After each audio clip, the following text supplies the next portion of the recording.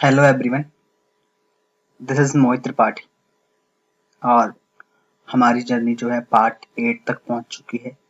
Journey की शुरुआत east India company की इंडिया में ट्रेडर्स के रूप में आने से हुई थी। फिर हमने जो है कंपनी रूल को पढ़ा। कंपनी रूल के बहुत सारी वीडियोस ऑलरेडी अपलोडेड हैं। एवरी पार्ट्स की इंडियन पॉलिटी की जो सीरीज है, जो प्लेलिस्ट बन रखी है इस चैनल पे, वहां पे regulating act, amending act, Pitt's India act, act of 1786 और चार्टर एक्ट्स जो हैं वो सभी अपलोडेड हैं। आप लोग उसका भरपूर फायदा वहां से ले सकते हो। अब उसके बाद हमने क्राउन रूल को देखा। क्राउन रूल पूरा तो अभी फिनिश नहीं हुआ, वो चल रहा है। क्राउन रूल के फर्स्ट एक्ट को देखा, गवर्नमेंट ऑफ इंडिया एक्ट, जहाँ पे गुड गवर्नमेंट का कंसेप्ट आया। वाइसरॉय जी आ गए, ठीक है। और इंडियन काउंसिल्स एक्ट उसके बाद देखा, इंडियन काउंसिल्स एक्ट 1909 भी देखा। अब जो इसमें है, हम गवर्नमेंट ऑफ इंडिया एक्ट 1919 को देखेंगे, पर 1919 से पहले मैं एक बार 1909 का जो इंडियन काउंसिल्स एक्ट है उसको मैं एक बार रिवाइज कर देता हूँ। उसको 1909 को हम मॉर्ले मिंटो रिफॉर्म्स कहते हैं, क्योंकि मॉर्ले जी सेक्रेटरी थे एंड मिंटो जी वाइसराय थे। साइज बढ़ा दिया गया था लेजिस्लेटिव काउंसिल का, सेंट्रल का भी और प्रोविंशियल्स का भी। बट जो प्रोविंशियल्स है वहां पे यूनिफॉर्मिटी नहीं थी। सेंट्रल में 60 थे, दैट वाज फिक्स्ड। यहाँ पे ये भी कहा गया कि कम्युनलिज्म आएगा क्या, थोप दिया गया मिंटो जी द्वारा, कि जहाँ पे मुस्लिम मेंबर्स के लिए ये कहा गया कि मुस्लिम वोटर्स ही उनको सिलेक्ट करेंगे। सेपरेट इलेक्टोरेट सिस्टम आ गया, सेपरेट इलेक्टोरेशन आ गई, ठीक है। पहली बार ये हुआ कि जो प्रेसिडेंसीज हैं उनमें सेपरेट रिप्रेजेंटेशन होगा, किसका, कॉरपोरेशन चैम्बर्स ऑफ कॉमर्स का, यूनिवर्सिटीज का एंड जमींदार्स का। ये कहा गया कि जो लेजिस्लेटिव काउंसिल्स है वो क्या करेगी कि क्वेश्चंस पुट अप कर सकती है, सप्लीमेंट्री क्वेश्चंस, ठीक है, क्रॉस क्वेश्चनिंग कर सकती है एंड रेजोल्यूशन मूव कर सकती है बजट के ऊपर। बट कोई रेजोल्यूशन का इतना अच्छा खासा इम्पैक्ट नहीं पड़ने वाला था उस लॉ के किसी भी सेगमेंट पे। ये तो थोड़ा सा निचोड़ मैंने बताया लास्ट जो इंडियन काउंसिल्स एक्ट 1909 का। अभी हम देख रहे हैं गवर्नमेंट ऑफ इंडिया एक्ट 1919। अब देखो, जो गवर्नमेंट ऑफ इंडिया एक्ट है इसको हम क्या कहते हैं, मॉन्टेगो कैम्सफोर्ड रिफॉर्म्स भी कहते हैं। ऐसा क्यों कहते हैं? क्योंकि मॉन्टेगो जी उस टाइम पे सेक्रेटरी हुआ करते थे स्टेट फॉर इंडिया के लिए, और लॉर्ड कैम्सफोर्ड जी उस टाइम पे वाइसराय हुआ करते थे इंडिया के, ठीक है। अब हुआ क्या कि अगस्त 1917 की जो 20 तारीख थी उसको ब्रिटिश गवर्नमेंट ने डिक्लेयर कर दिया कि गुड गवर्नमेंट तो हम कर रहे हैं, पर अब हम रिस्पॉन्सिबल गवर्नमेंट लाएंगे इंडिया में। गुड गवर्नमेंट तो वो 1858 से ले आए थे। अब वो क्या कह रहे हैं कि हमने गुड गवर्नमेंट तो दी, अब हम रिस्पॉन्सिबल आंसरेबल गवर्नमेंट भी इंडिया को देंगे, ठीक है। आगे बढ़ने से पहले बता दूं कि इसके बहुत सारे फीचर्स जो हैं हमें देखने को मिलेंगे। इसके बहुत सारे फीचर्स जो हमें देखने को मिलेंगे किसमें? इंडियन कॉन्स्टिट्यूशन में। गवर्नमेंट ऑफ इंडिया एक्ट से ऑफ 1919 से भी जो फीचर्स हैं बहुत सारे आ रखे हैं, ठीक है। 1917 में उन्होंने कह दिया कि हम लाएंगे, 1919 में ये एक्ट को इनेक्ट कर लिया गया, government of India act 1919 for responsible government in India, और जो है फोर्स में आ गया ये 1921 में मॉन्टेगो कैम्सफोर्ड रिफॉर्म्स के नाम से। अब इसके फीचर्स को देखते हैं। फीचर्स, पहला तो सिंपल फीचर है। फीचर क्या कहता है कि it relax the central control over the provinces. देखो, जो सेंट्रलाइजेशन रेगुलेटिंग एक्ट ऑफ 1773 ने शुरू किया था उसको धीरे धीरे एक ने चरम सीमा पे पहुंच गए जब चार्टर एक्ट्स खत्म हुए हैं, ठीक है। उसके बाद क्या हो गया कि डिसेंट्रलाइजेशन होना शुरू हो गया गवर्नमेंट ऑफ इंडिया एक्ट 1858 के थ्रू, और अब उसको थोड़ा और डिसेंट्रलाइजेशन कर रहे हैं। क्या कर रहे हैं कि जो सब्जेक्ट हैं, कि किन विषयों पे सेंटर का अधिकार है बनाने का, काम करने का, और किन सब्जेक्ट्स पे प्रोविंसेस का है ये सब्जेक्ट डिसाइड कर लिए गए। इसको आज के टाइम से रिलेट करके देखें तो यू ऑल नो कि we have two types of government, one is central government and the second one is state government, ठीक है ना। स्टेट गवर्नमेंट के लिए एंड सेंट्रल गवर्नमेंट के कार्य प्रणाली के लिए ऑलरेडी कॉन्स्टिट्यूशन में सब्जेक्ट्स डिसाइडेड हैं, उनको हम कहते हैं लिस्ट। एक है central list, state list and concurrent list. Central list क्या कहती है कि सेंटर इन सब्जेक्ट पे काम कर सकती है, एंड स्टेट लिस्ट ये कहती है कि स्टेट इन सब्जेक्ट पे काम कर सकती है, और कॉन्करेंट लिस्ट कुछ काम ऐसे हैं जिन पे दोनों ही अपना अपना नियम बना सकते हैं। वैसा ही कब देखो ये पहली बार ये जो फीचर है वो कब आया, 1919 के एक्ट के द्वारा, जहां पे ये कह दिया गया कि सेंट्रल एंड प्रोविंशियल सब्जेक्ट्स अलग अलग हैं। सेंट्रल एंड प्रोविंशियल्स की जो लेजिस्लेचर हैं वो फ्री हैं, ऑथोराइज्ड हैं कि वो लॉ बनाएं अपने अपने जो सब्जेक्ट की लिस्ट है उनके ऊपर के किसी भी एक सब्जेक्ट पे, ठीक है। तो समझ में आया, ये रिलेट करके देखना आज के टाइम से कि सेंट्रल एंड प्रोविंशियल सब्जेक्ट की लिस्ट बना दी गई, और आज तक क्या चलता है वही सिस्टम हम चला रहे हैं, पर फिर भी ऐसा करने के बाद भी क्या चीज सेंट्रलाइज्ड ही रहा, ज्यादातर सिस्टम ज्यादा डिसेंट्रलाइज्ड भी नहीं हो पाया, ठीक। It further divided, second feature, it further divided the provincial subject. देखो पहले फीचर्स के अकॉर्डिंग तो क्या किया, सेंट्रल और प्रोविंशियल की लिस्ट बना दी गई। अब प्रोविंशियल जो सब्जेक्ट हैं उनको भी आके दो पार्ट में बांट दिया गया, transferred and reserved. Transferred and reserved, कौन से दो पार्ट, ट्रांसफर्ड एंड रिजर्व्ड। अच्छा, अब ट्रांसफर्ड सब्जेक्ट है जो है उनको देखो दोनों का एडमिनिस्ट्रेशन जो है गवर्नर ही करेंगे, पर गवर्नर का अलग अलग सब्जेक्ट पे काम करने का तरीका अलग होगा। देखो एक ट्रांसफर्ड सब्जेक्ट, एक रिजर्व सब्जेक्ट। देखो ट्रांसफर्ड सब्जेक्ट को अगर देखें तो जो ट्रांसफर्ड सब्जेक्ट है उसका एडमिनिस्ट्रेशन गवर्नर करेगा, किसकी एड से करेगा, मिनिस्टर्स की एड से। जो मिनिस्टर्स किसके लिए रिस्पॉन्सिबल होंगे, लेजिस्लेटिव काउंसिल्स के लिए रिस्पॉन्सिबल होंगे।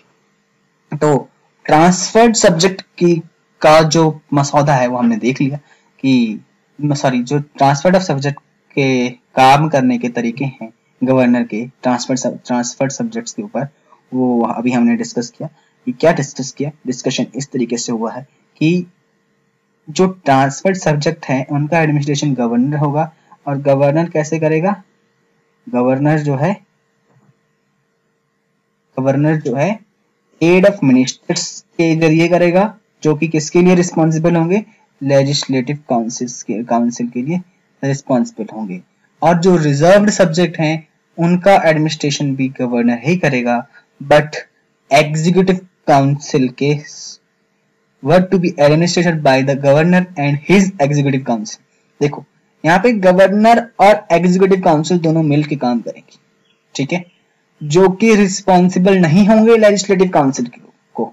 देखो पहले ट्रांसफर्ड सब्जेक्ट के केस में क्या था, गवर्नर कर रहा है मिनिस्टर्स के एड से, और लेजिस्लेटिव काउंसिल्स को रिस्पॉन्सिबल है। अब देखो यहाँ पे क्या है, गवर्नर और एग्जीक्यूटिव काउंसिल काम कर रही है मिलके रिजर्व सब्जेक्ट्स के ऊपर, पर वो रिस्पॉन्सिबल नहीं है लेजिस्लेटिव काउंसिल के। समझ में आया ये दोनों तरीके के सब्जेक्ट।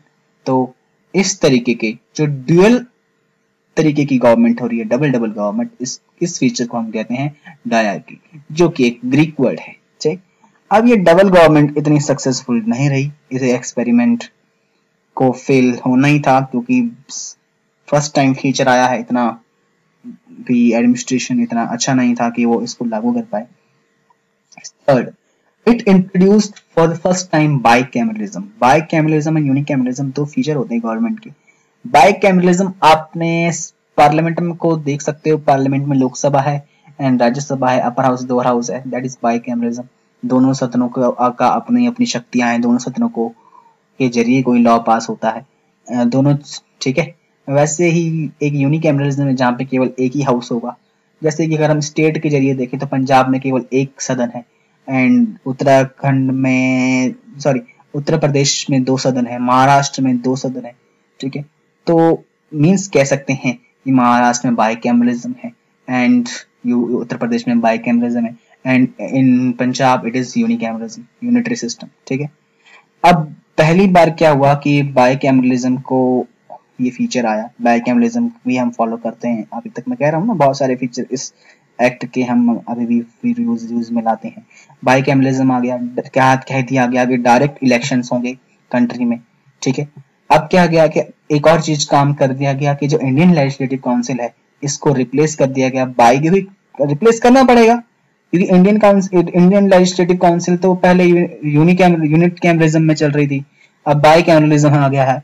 बाई कैमरलिज्म में क्या होगा कि लेजिस्लेचर कंसिस्ट, एक जो बाई कैमरल लेजिस्लेचर जो है उसमें क्या होगा, उसमें एक अपर हाउस होगा और एक लोअर हाउस होगा। अपर हाउस को कहेंगे council of state and lower house को कहेंगे लेजिस्लेटिव असेंबली।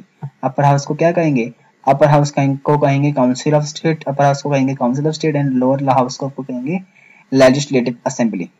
ठीक है, अब देखो उसके बाद क्या हो रहा है, ये कह दिया गया कि इलेक्शन होंगे और जो ज्यादातर मेंबर्स होंगे उनको हम क्या करेंगे, डायरेक्ट एंड डायरेक्ट इलेक्शन के थ्रू चूज करेंगे, डायरेक्ट एंड डायरेक्ट इलेक्शन के थ्रू चूज करेंगे। ठीक, that is third feature.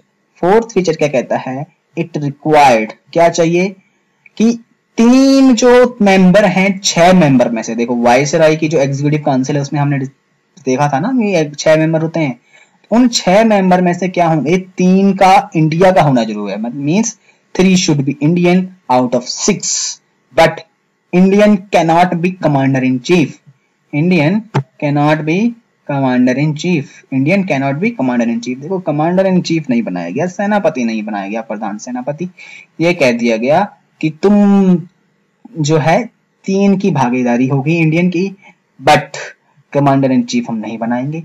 Viceroy की एग्जीक्यूटिव काउंसिल में 6 मेंबर्स में से क्या होंगे, 3 जो होंगे वो इंडियन होंगे। ऐसा इस फोर्थ फीचर के अनुसार हुआ, किस एक्ट में, गवर्नमेंट ऑफ इंडिया एक्ट 1919 में। Now come to fifth feature. What is fifth feature, देखो कम्युनिज्म लाए थे मिंटो जी अपने पिछले, हमने देखा इंडियन काउंसिल एक्ट जो लास्ट हमने पढ़ा, लास्ट वीडियो में है, आप देख सकते हो, 7th पार्ट है वो। यहाँ पे क्या हो गया कि कम्युनलिज्म रिप्रेजेंटेशन जो है केवल जो पहले मुस्लिम के लिए थी, अब वो सिख्स के लिए भी हो गई, इंडियन क्रिश्चियंस के लिए भी हो गई and Anglo Indians and Europeans के लिए भी सेम सिस्टम लाया गया। मींस इन सब कम्युनिटीज के लिए सेपरेट इलेक्टोरेट्स आ गए, सेपरेट इलेक्टोरेट सिस्टम इन सब कम्युनिटी के लिए भी शुरू कर दिया गया। ठीक है ना, तो कम्युनलिज्म को थोड़ा और अपने पांव पसारने का मौका इस फीचर के थ्रू इस एक्ट के अंडर मिल गया, क्योंकि कम्युनलिज्म आज भी है तो ये सब ब्रिटिशर्स की देन है।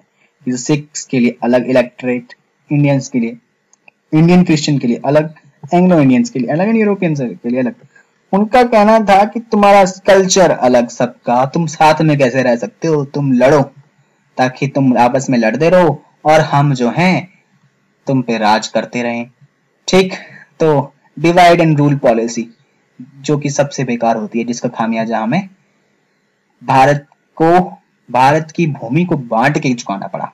चलो that's another topic of debate. 6th feature की ओर देखें, फ्रेंचाइजी दे दी गई प्रॉपर्टी के अकॉर्डिंग, टैक्स के अकॉर्डिंग एंड एजुकेशन के अकॉर्डिंग। मींस जो ज्यादा पढ़ा लिखा है उसको फ्रेंचाइजी मिल गई, टैक्स जिसे ज्यादा देता है उसको भी फ्रेंचाइजी मिल गई, जो प्रॉपर्टी जिसके पास बहुत ज्यादा है उसको भी फ्रेंचाइजी मिल गई। मींस वही इस इलेक्टोरेट्स में शामिल हो सकता है जिसके पास ये 3 चीजें हैं। ठीक है ना, अगर हम आगे देखें 7th फीचर, तो यहाँ पे एक नई पोस्ट ले आए ये हाई कमिश्नर की, जिसका ऑफिस लंदन में होगा और वो कौन से काम करेगा, हाई कमिश्नर की नई पोस्ट आ गई, लंदन में ऑफिस है, काम कर रहे हैं वो कुछ काम जो पहले सेक्रेटरी ऑफ स्टेट किया करते थे, वो काम, उनमें से कुछ काम किसको दे दिए, उसमें से कुछ फंक्शंस जो है वो हाई कमिश्नर फॉर इंडिया को दे दिए, और भी फंक्शंस जिस पे वो काम कर सकते थे और भी दिए, बट यहाँ से भी फंक्शंस जो है उनको दे दिए। लंदन में बैठे बैठे एक आदमी जो है इंडिया के लिए रूल बनाएगा, इंडिया के लिए काम करेगा। तो that is that kind of governance that was there. It created a new office. देखो सेवंथ फीचर क्या कहता है कि नया ऑफिस बना, हाई कमिश्नर बैठेंगे वहां पे लंदन में, और उनको ट्रांसफर कर दिए गए कुछ फंक्शंस जो कि सेक्रेटरी ऑफ स्टेट किया करते थे। ठीक। Eighth feature, public service commission की एस्टेब्लिशमेंट हो गई। Central public service commission setup कर दिया गया 1926 में, जो कि सिविल सर्वेंट्स के रिक्रूटमेंट के लिए था। पब्लिक सर्विस कमीशन की शुरुआत हो गई। सेंट्रल पब्लिक सर्विस कमीशन बना दिया गया जो कि शुरू करता था, जो कि रिक्रूट करता था सिविल सर्वेंट्स को। 1926 में इसका सेटअप हुआ। ठीक है, that comes under 8 rule feature number 8। 9 number feature क्या कहता है कि it separated the first time provincial budgets. देखो जैसे आज के टाइम पे भी सेंटर अपना बजट देती है, स्टेट अपना बजट पेश करती है कि हाँ हम इतना पैसा यहाँ खर्चेंगे, खर्चते हैं नहीं खर्चते हैं, दैट वो तो अलग ही बात है कि करते हैं नहीं करते हैं।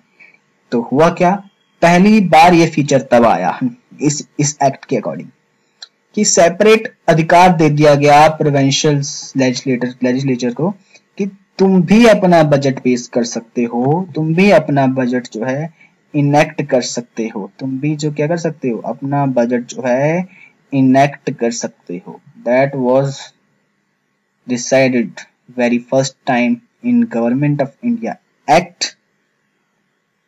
ठीक है। फीचर नंबर 10 क्या कहता है कि अपॉइंटमेंट किया जाएगा एक स्टैट्यूटरी कमीशन का, जो कि क्या करेगा, रिपोर्ट देगा एवरी 10 ईयर। आफ्टर 10 ईयर के बाद वो एक रिपोर्ट देगा कि वर्किंग किस तरीके से हुई है, किसकी वर्किंग, कि जो ये हम लेके आए हैं गवर्नमेंट ऑफ इंडिया एक्ट 1919, इसकी वर्किंग किस तरीके से की गई है फोर्स में आने के बाद, उसकी रिपोर्ट जो है ये कमीशन देगा। 10 के 10 फीचर एक बार फास्ट एंड फ्यूरियस मेथड से देख लेते हैं।